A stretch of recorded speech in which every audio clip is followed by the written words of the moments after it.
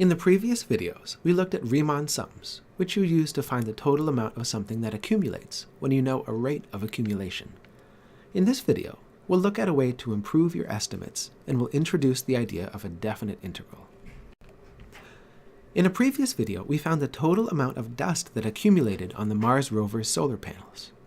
We started with information about the position of the rover and the rate at which dust accumulated on its solar panels. Then, we figured out the length of each distance interval. We then recorded the amount of dust that accumulated over each distance interval and added these up to estimate the total amount of dust. Using the formal notation, if r of p is the rate at which the rover accumulates dust, then we can write this in Riemann sum notation as the sum of r of p times delta p. We assumed that the rate of accumulation was constant over each time interval, but this isn't necessarily true, so our estimate of 260 milligrams might not be particularly accurate. To find a more accurate answer, we'll need to make our assumption less problematic. We can do this by using smaller distance intervals. For example, we might know the rate of accumulation at the original points and also the rates of accumulation at positions halfway between the original points.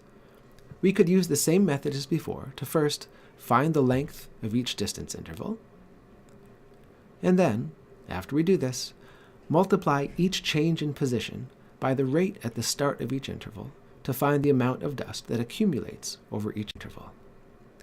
This would give us an approximation of 278.75 milligrams of dust that accumulate over the entire 100-kilometer trip. We're still assuming that the rate of accumulation stays constant over each interval.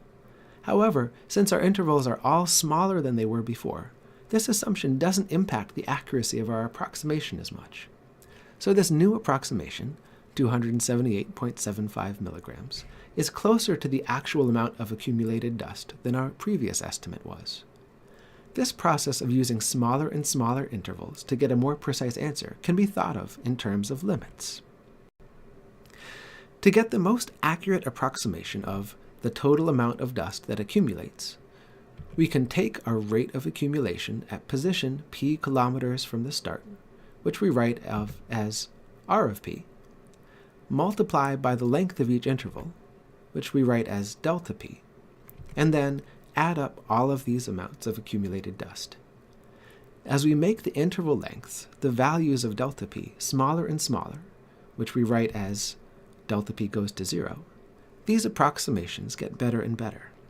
They get closer to a number, in this case, the actual amount of dust. And this number is the limiting value of this process using smaller and smaller intervals. We write this as the limit. What is this limit equal to? Looking at small intervals of distance doesn't change the rate at which dust accumulates, so r of p doesn't change in this limit. However, when delta p gets small enough, then we write it as dp, and we still multiply this tiny distance by the rate of accumulation. Also, when we look at the limit, instead of adding up 6 or 12 amounts of dust, we end up adding, essentially, the amounts of dust accumulated for infinitely many tiny intervals.